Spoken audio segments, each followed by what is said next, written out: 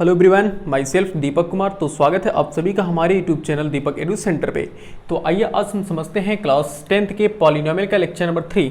जैसा कि हमने आपसे वादा किया था कि हम क्लास जो लेक्चर नंबर 3 आएगा वो टोटली बेस होगा न्यूमेरिकल किस पर बेस होगा, और relation between the zeros and the coefficient of quadratic polynomial. जी हाँ, तो हम आज की इस वीडियो में क्या करेंगे, relation between the zeros and coefficient of a quadratic polynomial के जितने भी क्वेश्चन आए हैं, मतलब प्रीवियस ईयर में जिस टाइप के क्वेश्चन आते हैं, जिस टाइप के क्वेश्चन बन सकते हैं, उन सभी टाइप के क्वेश्चन को हमने इस वीडियो में इंक्लूड किया है। तो सभी टाइप के क्वेश्चन को देखने के लिए मतलब और जितने भी क्वेश्चन हम लेंगे ना वो सभी के सभी क्वेश्चन किसी न किसी प्रीवियस ईयर में आए हुए हैं, ठीक है ना। तो आप ये कह सकते हैं कि ये जो लेक्चर है वो लेक्चर पूरा बेस है प्रीवियस ईयर के क्वेश्चन पर on the basis of relation between the zeros and the coefficient of a quadratic equation.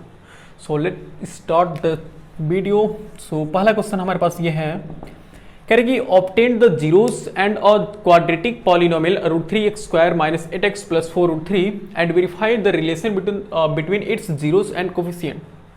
Okay, ये सीबीएसई 2008 में पूछा गया क्वेश्चन है, सीबीएसई 2008 में। कह रहे कि obtain the zeros of a quadratic polynomial and verify the relation between, मतलब कह रहे कि पहले हमें इसके जीरोज फाइंड करना, जीरोज फाइंड करने के बाद हमें इसके रिलेशन को फाइंड जो जीरोज और कोफिशिएंट में रिलेशन होते हैं उस रिलेशन को हमें वेरीफाई करना है।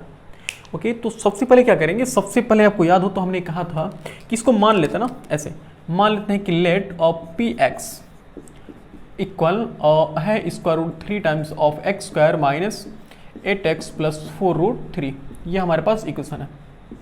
फर्स्ट ऑफ ऑल हम क्या करेंगे, जब भी किसी पॉलिनोमियल के जीरोज को फाइंड किया जाता है तो हम पॉलिनोमियल को जीरो क्यों करते हैं। ओके, तो ये हो जाएगा √3 times of x² - 8x + 4 times of √3 equal 0। अब देखिए, अब अगर ध्यान से देखा जाए तो ये हमारा जो इक्वेशन है वो इक्वेशन क्वाड्रेटिक ट्राइनोमियल है ना, क्वाड्रेटिक ट्राइनोमियल। एक काम करते थोड़ा सा अच्छे लिखते हैं, नीचे से लिखते हैं ताकि हम सेट करने में आसानी हो। √3x² - 8x + 4 times of √3 equal 0। Okay, rule ये होता है कि फर्स्ट और थर्ड को हम क्या करते हैं, मल्टीप्लाई करते हैं। तो जो फर्स्ट और थर्ड को मल्टीप्लाई करेंगे ना तो 4 × 1 क्या हो जाएगा 4, और √3 × √3 कितना हो जाएगा 3, और 4 3 या 12 हो जाएगा, और x²। और देखो प्लस यहाँ भी तो प्लस इंटू प्लस क्या होगा, प्लस होगा, तो टेंशन फ्री प्लस होगा। और बीच वाले को हम क्या करेंगे, सेट करेंगे। ओके, मतलब मल्टीप्लाई करने पर कितना आना चाहिए, मल्टीप्लाई करने पर 12x² और एड सब्ट्रैक्ट करने पर -8x आना चाहिए। सोचते हाँ, देखो 6 दूना 12, 6 में से 2 हो जाएगा, और मतलब 6 2 8, और 6 2 12, और 6 2 कितना हो गया 8, यानी कि -6x - 2x। चेक कर लो, माइनस माइनस क्या हो जाएगा, मतलब दोनों सेम साइन है ना, तो सेम साइन क्या होते हैं, ऐड होते हैं, और साइन सेम वाला। तो 6 और 2 कितना हो गया 8 हो गया, और 6 × 2 कितना हो गया 12, और माइनस माइनस कितना हो गया प्लस, यानी कि सभी कंडीशन को सेटिस्फाई करना है। यानी कि हमारा जो सेट है वो सेट बिल्कुल सही है। वो सेट क्या है, √3 times of x² - 6x - 2x + 4 times of √3 equal 0। और ऐसे दो का हम पेयर बनाते हैं, और पेयर बनाने के बाद कॉमन चेक करते हैं। यहाँ पर कॉमन देखो क्या है। अब कॉमन सर यहाँ से थोड़ी प्रॉब्लम ये हो रही है कि सर कॉमन कैसे लिया जाएगा। ओके, देखो यहाँ पर 6 है ना, अच्छा 6 को हम क्या लिख सकते हैं, ध्यान से सोचो, तो हम 6 को 3 × 2 लिख सकते हैं ना, बिल्कुल लिख सकते हैं। अब इस 3 को क्या लिख सकते हो, इस 3 को हम क्या लिख सकते हैं, इस 3 को क्या हम √3 × √3 × 2 लिख सकते हैं क्या, सोच लो, बिल्कुल लिख सकते हैं। क्यों, क्योंकि अगर हम √3 को √3 से मल्टीप्लाई कराएंगे तो 3 आ जाएगा ना, बिल्कुल, क्योंकि √3 × √3 क्या हो जाएगा, √3 का स्क्वायर, और स्क्वायर से स्क्वायर रूट क्या होता है कैंसिल, यानी कि कितना आ जाएगा, मल्ली 3 आ जाएगा। तो जहां पर 3 है वहां पर हम क्या लिख सकते हैं, √3 × √3। अब बताओ, यहाँ से √3 और यहाँ 6 है, तो एक लाइन थोड़ा और लिख लेते हैं थोड़ी आसान बनाने के लिए, ताकि समझ में आए। देखो इस 6 को हम क्या लिख रहे हैं, इस 6 को हम लिख सकते हैं √3 × √3 और × 2, इतना लिख सकते हैं ना, और यह है x। ओके, और माइनस ऑफ यह है 2x, और यह है +4x 4, और 4 √3, यहाँ इसको कोई टेंशन ही नहीं है, इसको ऐसे रहने दो, इक्वल 0 हो गया। अब देखो इन दोनों टर्म्स में कॉमन चेक करते हैं, कॉमन क्या है।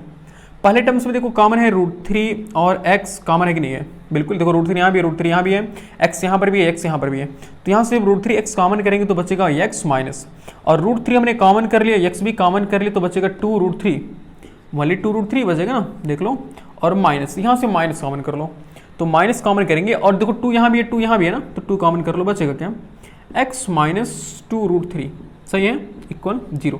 देखो जब यहाँ प्लस था तो हमने माइनस कॉमन के लिए, तो साइन चेंज होकर माइनस हो जाएगा। अब देखो इन दोनों टर्म्स में क्या कॉमन है, x minus root three X minus two root three, मतलब x minus two X minus two root three X minus two root three, then x minus two root three हमने कॉमन कर लिया, बचा क्या जी, बचा square root three times of x minus two equal zero. बिल्कुल सही जवाब।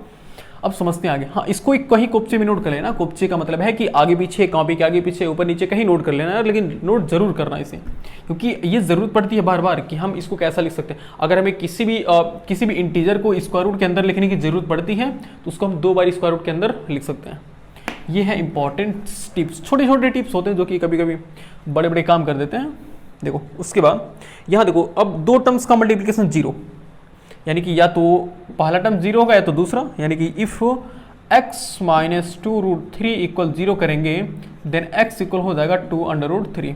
चलो जी, ये क्या हो गया। और दूसरा क्या, दूसरा करेगी root three plus root three X minus two equal 0। लिख लो ऐसे, if root three X minus two equal 0 then root three X equal हो गया 2। अब इसमें तो समझाने वाली बात कोई है नहीं, देन x इक्वल हो जाएगा 2 upon under root three. Okay, यह है दूसरा जीरोज। यानी कि जो हमने क्वेश्चन दिया हुआ था उस क्वेश्चन के कितने, जो हमें अलजेब्रिक कह रहे हैं, जो पॉलिनोमियल दिया हुआ था उस पॉलिनोमियल के कितने जीरोज निकल गए जी, 2 जीरोज 8x और प्लस 4 रूट थ्री। इसके कितने जीरोज हैं, 2 जीरोज। पहला जीरोज है 2 रूट थ्री। अच्छा एक काम करते, रुको रुको रुको रुको, थोड़ा सा काम। अच्छा इसको रेशनलाइज कर लेते हैं, क्योंकि डिनोमिनेटर थोड़ा डिनोमिनेटर कोई इरेशनल नंबर में आ रहा है ना, इरेशनल नंबर में कोई स्क्वायर रूट में अंदर आ रहा है। इस इरेशनल का मतलब स्क्वायर रूट के अंदर आ रहा है ना, तो इसको थोड़ा स्क्वायर रूट से हटाते हैं, थोड़ा अच्छा नहीं लगता सर। तो x इक्वल हो जाएगा देखो 2 अपान रूट थ्री। तो डिनोमिनेटर को रेशनलाइज करने के लिए हम रूट थ्री से मल्टीप्लाई करेंगे और रूट थ्री से डिवाइड करेंगे। क्यों, क्योंकि जब रूट थ्री से मल्टीप्लाई डिवाइड करेंगे तो root three into root three कितना हो जाएगा 3, और यहाँ रूट थ्री से मल्टीप्लाई करने से हाँ अगर मल्टीप्लाई करें तो डिवाइड करेंगे तो कोई फर्क होगा नहीं। क्यों, क्योंकि कैंसिल आउट करने पर क्या हो जाएगा, सेम वही आ जाएगा, सेम यही 2 अपान रूट थ्री बचेगा ना। तो ये हो गया 2 अपान रूट थ्री अपान, और 3 इंटू 3 कितना हो गया 3। यानी कि मेरे ख्याल से कुछ खास फायदा नहीं हुआ।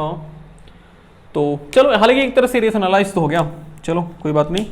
उसके बाद आप रेशनलाइज नहीं करोगे तभी भी कोई टेंशन नहीं है, ये हम बता रहे हैं कि अगर रेशनलाइज नहीं करोगे ना तभी भी कोई दिक्कत नहीं। ऐसा नहीं कि सर आप किए तो करना ही पड़ेगा, ऐसा कुछ नहीं है। अगर तुम्हारा मन नहीं कर रहा तो इसको छोड़ दो, यहाँ से सिर्फ इतना लिखो।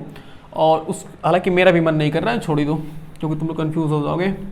देखो उसके बाद यानी कि हमारे पास वो क्या था, वो है पॉलिनोमियल है root three X square minus 8x plus 4 root three. इसके कितने जीरोज हमने फाइंड कर लिया, 2 जीरोज। पहला जीरोज है 2 रूट थ्री और दूसरा जीरोज है 2 upon under root three. Okay, हमें वेरीफाई करना ना। ओके, तो पहले क्या पहले करते हैं sum of zeros. Sum of zeros equal क्या होता है, इक्वल होता है, मतलब इक्वल क्या होता है, सम ऑफ जीरोज मतलब दोनों को जोड़ लो। और क्या, इसमें तो कोई फार्मूला नहीं लगाना सर, ये तो अपना बेसिक रूल है। फार्मूला तो वेरीफाई करने पे लगाएंगे ना। अपन 1 करके एलसीएम ले लो, तो एलसीएम होगा रूट थ्री, मल्टीप्लाई कराओगे 1 इंटू रूट थ्री से जब मल्टीप्लाई कराओगे तो 3 हो जाएगा, और 3 टू जा कितना हो जाएगा 6, प्लस ऑफ रूट थ्री से रूट थ्री कैंसिल, यानी कि बचेगा 2, यानी कि हो गया 8 अपान अंडर रूट थ्री। ये क्या है, यह सम ऑफ जीरोज है। क्या है, यह है सम ऑफ जीरोज। उसके बाद एक और निकालना है ना, प्रोडक्ट ऑफ जीरोज। थोड़ा राइटिंग मेरी अच्छी हो जा रही है। Product of zeros, product of zeros, थोड़ा देखना ध्यान से कहाँ लिख रहे हैं। प्रोडक्ट ऑफ जीरोज, फार्मूला कह रहे हैं। फार्मूला तो हमें लगाना नहीं है, बार बार फार्मूले पर जा रहे हैं। इनटू देखो 2 root three into 2 upon root three, यही तो है ना। पहला जीरो दूसरा जीरो जो है दोनों को प्रोडक्ट करेंगे तो रूट थ्री से रूट थ्री क्या हो गया कैंसिल, यानी कितना आएगा 4 आएगा ना। ओके, यानी कि ये तो हमने बेसिक रूल से लगा ना, कि जैसे हम बेसिक रूल से पहले जीरोज निकालते हैं, जीरोज के बाद दोनों को हमने सम किया, फिर दोनों को हमने प्रोडक्ट किया, तब ये आया। ओके, इतना निकालने के बाद तब हम सम ऑफ जीरोज और प्रोडक्ट ऑफ जीरोज निकाल पा रहे हैं। अब यहाँ देखो डायरेक्ट फॉर्मूले से कैसे निकलेगा सम ऑफ जीरोज और प्रोडक्ट ऑफ जीरोज। तो उसके लिए हमें क्या करना पड़ेगा, हमें उस पॉलिनोमियल को लिखना पड़ेगा जो कि है root three X square minus 8x plus 4 times of root three. Okay, अब इसको याद हो तो हमने बता दिया कि इसको किससे कंपेयर कराते हैं, क्वाड्रेटिक पॉलिनोमियल की स्टैंडर्ड फॉर्म से, यानी कि comparing with ax square plus bx plus c equal 0 से। तो एक a है एक्स स्क्वायर का कोफिशिएंट, यहाँ पर a है, और यहाँ पर एक्स स्क्वायर का कोफिशिएंट रूट थ्री है, तो इक्वल आ जाता है रूट थ्री आ जाता है और देखो यहाँ x का कोफिशिएंट b है और यहाँ x का कोफिशिएंट कितना है, -8 है, तो ये हो जाएगा -8 हो जाएगा बिल्कुल। और ये है c इक्वल, यहाँ देखो, और c क्या कांस्टेंट टर्म है ना, और यहाँ पर कांस्टेंट टर्म कितना है 4√3, ये हो गया कांस्टेंट टर्म्स। ओके, अब हमें अपना फार्मूला याद करना है। फार्मूला क्या होता है, सम ऑफ जीरोज। पहला फार्मूला है सम ऑफ जीरोज। सर फार्मूला लगाने पे तो मज़ा आ जाता है, क्यों? क्योंकि फार्मूला तो बिल्कुल एकदम आसान बना देता है ना किसी क्वेश्चन को। फार्मूला एक तरह से मशीन होता है यार, जो कि मशीन क्या करता है, मशीन क्या करता है, मशीन इंसान के काम को आसान बना देता है ना, आसान के साथ साथ जल्दी भी कर देता है। तो सेम वही काम फार्मूला है, फार्मूला किसी भी काम को थोड़ा आसान कर देता है और जल्दी में करता है। तो -b, माइनस पहले लगा लो, उसके बाद b क्या है, b है -8 है ना, तो -8 अपान a का मतलब कितना है √3, तो यह हो जाएगा √3। देख लो माइनस माइनस क्या हो गया, कैंसिल, मतलब प्लस हो गया, -1 हो गया प्लस, और 8 अपान √3। देख लो फार्मूला मतलब मैच करा कि नहीं मैच करा, बिल्कुल। यानी कि हमने बेसिक रूल से जो लगाया वहां पर भी सम ऑफ जीरोज करने पर 8 अपान √3 आ रहा था, और हमने डायरेक्ट फार्मूला लगाया तभी भी सम ऑफ जीरोज कितना आ रहा है, 8 अपान √3। ओके, और दूसरा है product of zeros. Product of zeros formula क्या होता है, c अपान a, और c क्या है, c है 4√3। सर ये तो दिख ही रहा है 4√3 है, डिवाइडेड बाई a का मतलब कितना है √3। देख लो यहाँ पर है √3, तो √3 से √3 क्या हो गया, खल्लास हो गया, बचेगा 4। अब बताओ 4 क्या है, 4 है प्रोडक्ट ऑफ जीरोज, और यहाँ पर भी देखो प्रोडक्ट ऑफ जीरोज, यानी कि हमने बेसिक रूल से प्रोडक्ट ऑफ जीरोज निकाला है, वो भी 4 आया है, और अपने रूल से अपने फार्मूले से लगाया तभी भी प्रोडक्ट ऑफ जीरोज कितना है 4। बस यही तो वेरीफाई करना था। वेरीफाई करने का ये मतलब है कि बेसिक रूल से निकाल कर दिखाओ और फार्मूले से निकाल के दिखाओ, तो दोनों को मैच कराओ, क्या वेरीफाई कर रहा है कि नहीं कर रहा। बिल्कुल देख लो सामने दिख रहा है वेरीफाई कर रहा है। तो यह है CBSE 2008 का क्वेश्चन, जो कि कुछ अच्छा है इसमें। तो एक काम कर सकते हो, इस वीडियो को पॉज करके इस क्वेश्चन को नोट कर सकते हो, फिर अगला क्वेश्चन लगाया जाता है, ठीक है ना।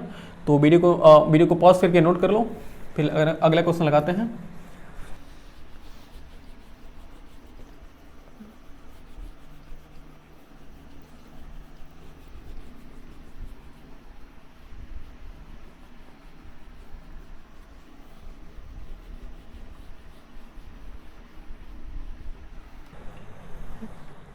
आइए समझते हैं, हमारा अगला क्वेश्चन है, कह रहे कि find the quadratic polynomial sum of whose zeros is √2 and their product is -12, hence find the zeros of the polynomial. कह रहे कि सबसे पहले हमें फाइंड द क्वाड्रेटिक पॉलिनोमियल, हमें क्वाड्रेटिक पॉलिनोमियल भी फाइंड करना है। देखो क्वाड्रेटिक पॉलिनोमियल भी फाइंड करना है, और साथ ही साथ ये भी फाइंड करना है कि जीरोज मतलब जीरोज ऑफ द पॉलिनोमियल, मतलब पॉलिनोमियल पहले हमें पॉलिनोमियल फाइंड करना है, उसके बाद पॉलिनोमियल के जीरोज फाइंड करना है। ओके, सॉल्व करते हैं। पहले देखते हैं क्वेश्चन में दिया क्या क्या है भाई, जो गिवन रहेगा उसी से तो हम अब सोच पाएंगे। कह रहे कि find the quadratic polynomial the sum of whose zeros. तो ऐसे मान लो कि लेट जीरोज आर, बताओ जब क्वाड्रेटिक पॉलिनोमियल तो जीरोज क्या होंगे, जीरोज दो ही जीरोज होंगे ना, zeros, let zeros are alpha and beta. भाई जिस पॉलिनोमियल के जितने डिग्री होती है उसके उतने जीरोज होते हैं।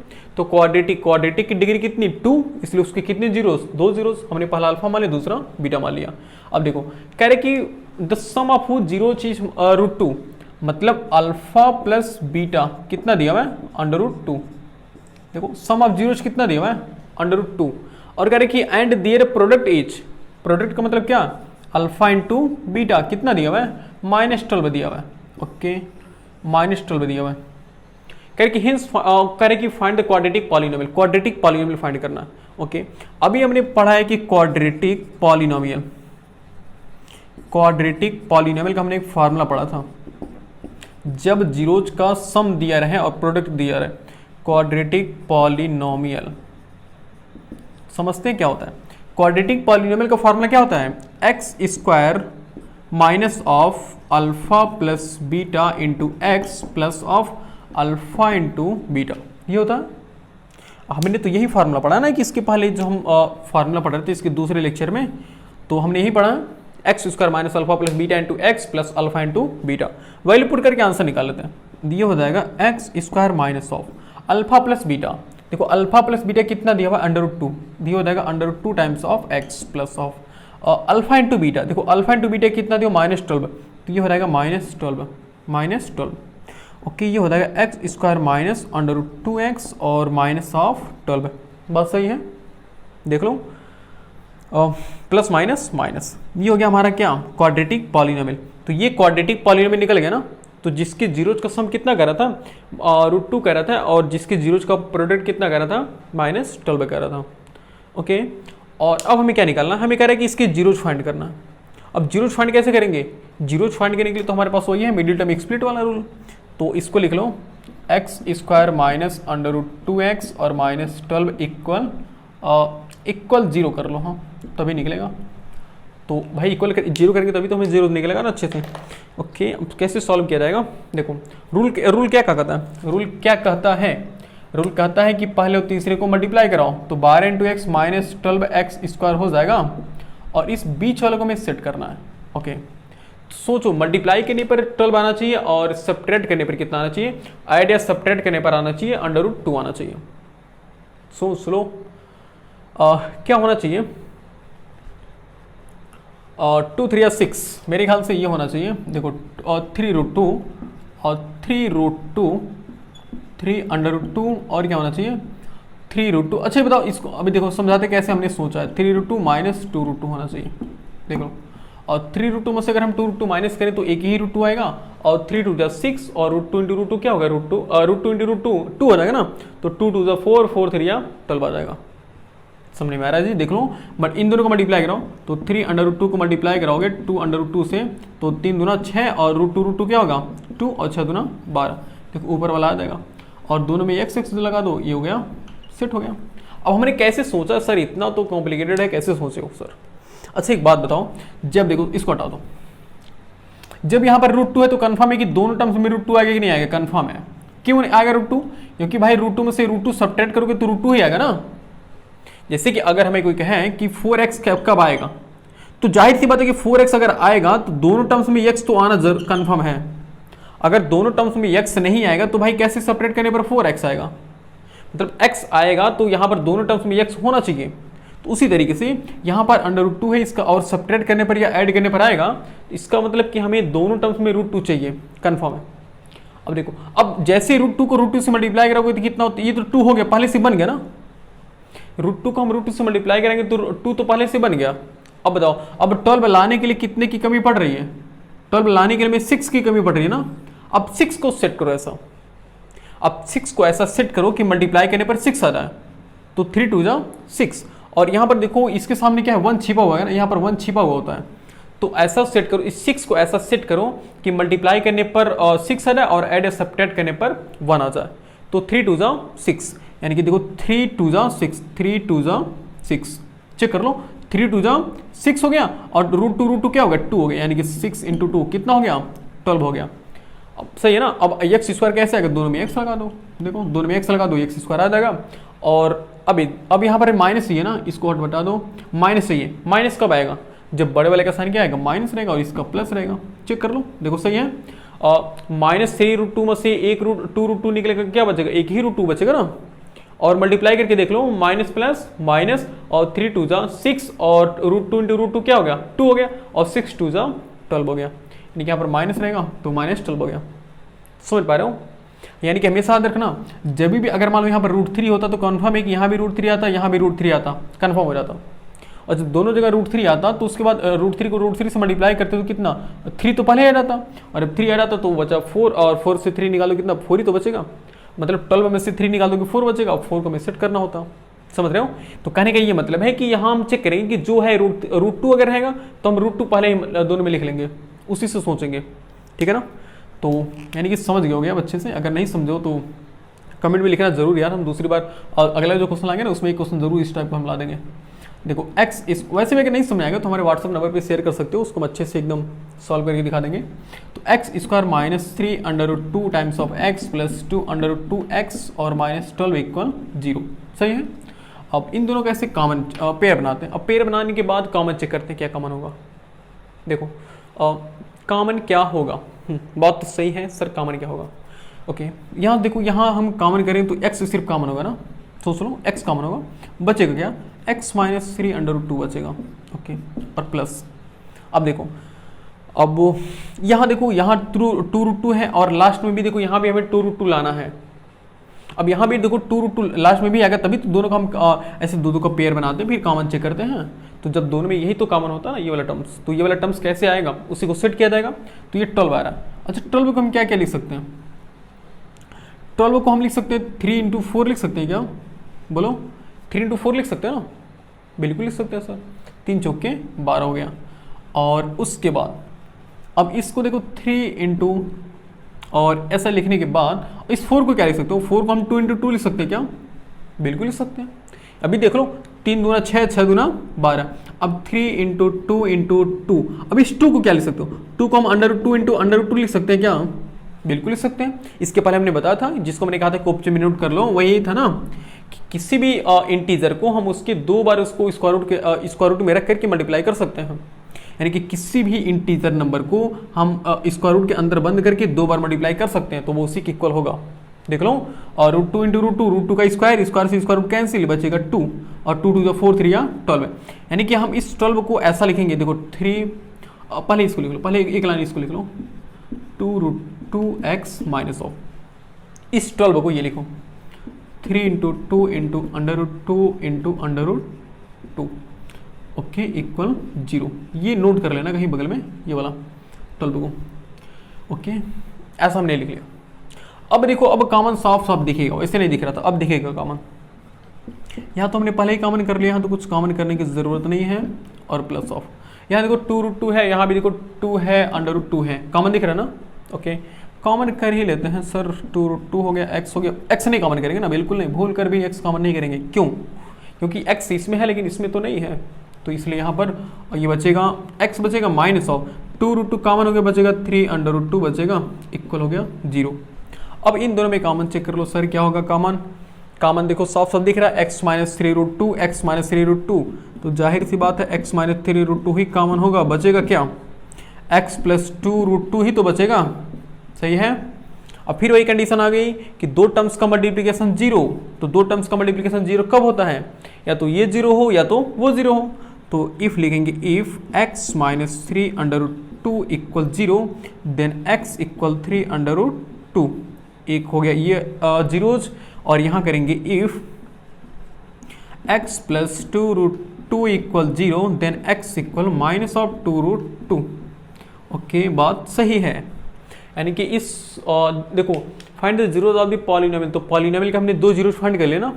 पहला जीरोज क्या है? पहला जीरोज है 3√2, दूसरा जीरोज है माइनस 2√2। यानी कि अगर लिखना चाहो तो ऐसे लिख सकते हो, इसको सजा करके x² minus 12√2x minus √2x और माइनस 12, और इसके 2 जीरोज, पहला जीरोज है और 3√2 है, 3√2 है, दूसरा जीरोज क्या है? माइनस ऑफ 2√2, माइनस ऑफ 2√2, सही है ना? तो देखिए, एक क्वेश्चन सॉल्व हो गया, एकदम बिल्कुल आसान सा क्वेश्चन था, आसान था बिल्कुल भी, मतलब थोड़ा सा नया टाइप का क्वेश्चन था। और हाँ, मेन चीज़ यहाँ पर ये सेट करना, इसको थोड़ा ध्यान से देखना एक बार, ठीक है ना? इसको एक बार ध्यान से सोचना, इसको एक दो बार रिमाइंड करके चेक कर लेना, अगर अच्छे से समझ में आ जाएगा, ठीक है? तो ये भी क्वेश्चन नोट कर लीजिए, और ये CBSE 2012 में क्वेश्चन पूछा गया था, तो ये नोट कर लिए, फिर इसको मिटाते हैं और अगला क्वेश्चन लाते हैं।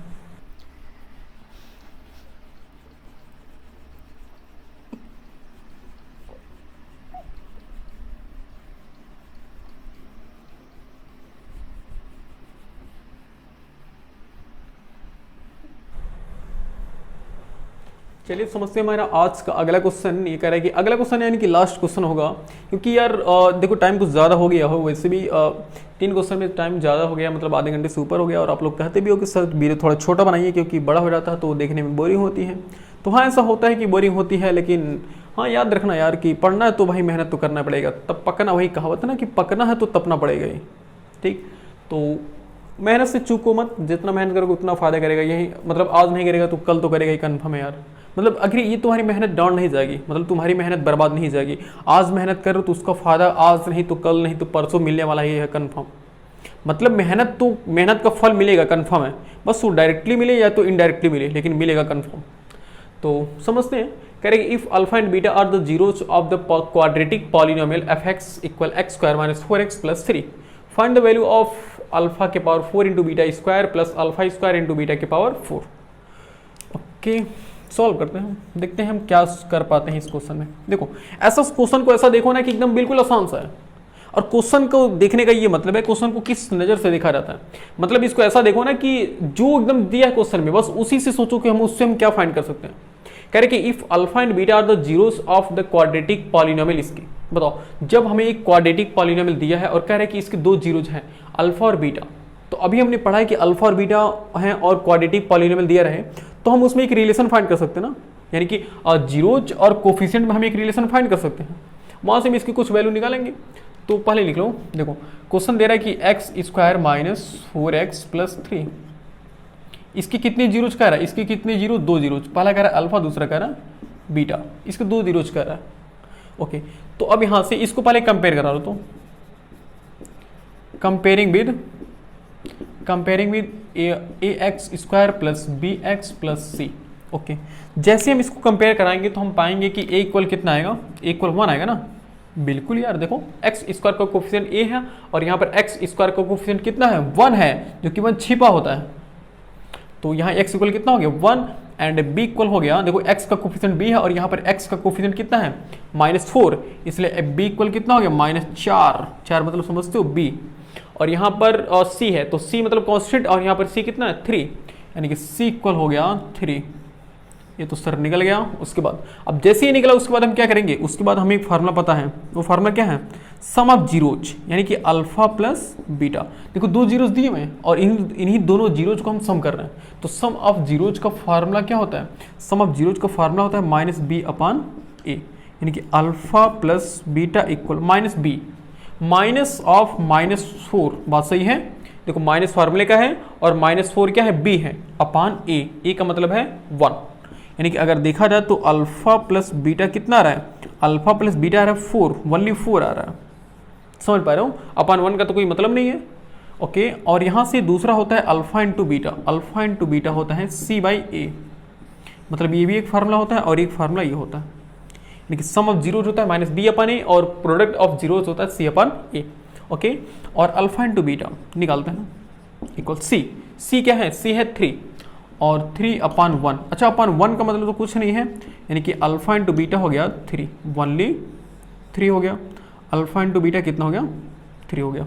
ओके, हमने अल्फा प्लस बीटा निकाल दिया, अल्फा इंटू बीटा निकाल लिया, लेकिन यहाँ पर तो प्रॉब्लम हो रही है सर, यहाँ पर तो अल्फा इंटू बीटा करेंगे लेकिन पावर 4 है, पावर 2 है। अच्छा इसको सॉल्व करते हैं, हमें इसी की तो वैल्यू निकालनी है, कह रहे कि फाइंड द वैल्यू ऑफ इसका, हमें इसकी वैल्यू निकालनी है। इसको थोड़ा लिखते हैं और लिखने के बाद इसका पोस्टमार्टम करते हैं।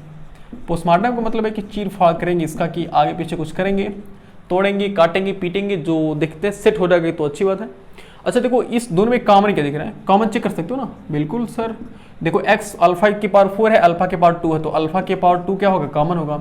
बीटा के पावर 2 है, बीटा के पावर 4 है, तो बीटा के पावर 2 कॉमन होगा, बचेगा क्या, अल्फा के पावर 4 तो हमने 2 कॉमन कर लिया तो अल्फा के पावर 2 तो बचेगा, और बीटा के पावर 2 तो हमने बीटा के पावर 2 को कॉमन कर लिया तो अंदर कुछ नहीं बचेगा। ओके, यहाँ पर अल्फा के पावर 2 तो हमने अल्फा के पावर 2 कॉमन कर लिया, बीटा के पावर 2 तो हमने बीटा के पावर 2 कॉमन कर लिया, लेकिन बीटा के पावर 2 तो एक बचेगा ही ना। ओके, बचेगा, चलो जी। अच्छा यहाँ पर देखो अल्फा इंटू बीटा का होल स्क्वायर, इसको हम अगर लिखना चाहें तो अल्फा इंटू बीटा का होल स्क्वायर कर सकते हैं, बिल्कुल कर सकते हैं, क्योंकि पावर देखो सेम है ना, तो मल्टीप्लिकेशन में जब पावर सेम होती है तो हम ब्रैकेट लगा के होल पावर लगा सकते हैं।